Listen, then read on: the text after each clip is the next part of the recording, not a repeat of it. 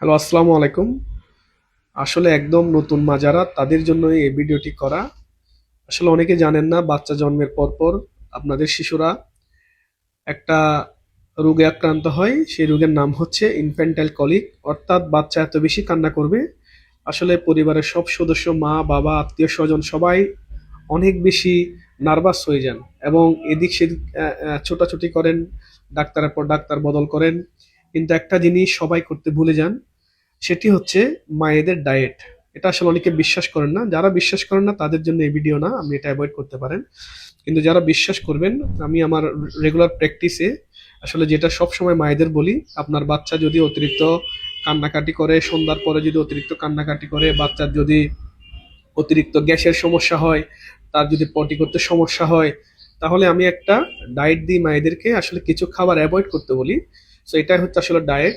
যারা আলহামদুলিল্লাহ যারা বিলিভ করেন, যারা এটা মেনে চলেন, দেখা যায় তাদের বাচ্চাদের আসলে খুব একটা ওষুধের প্রয়োজন হয় না। বাচ্চাদের দেখা যায় 60 থেকে 70% সমস্যা অটোমেটিক্যালি ভালো হয়ে যায়।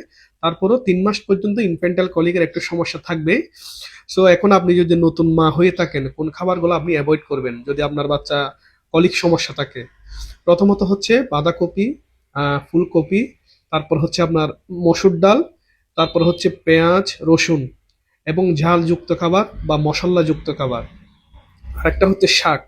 এই কয়েক পদের খাবার ছাড়া আপনি যে কোনো খাবার, মাছ, মাংস, ডিম, তারপর হচ্ছে যে কোনো ফলমূল, তারপর হচ্ছে লাউ, কুমড়া, তারপর হচ্ছে আপনার পটল, আলু, আরো অনেক ধরনের আসলে শাকসবজি আছে বাজারে, আপনি সেগুলা চাইলে কন্টিনিউ করতে পারবেন।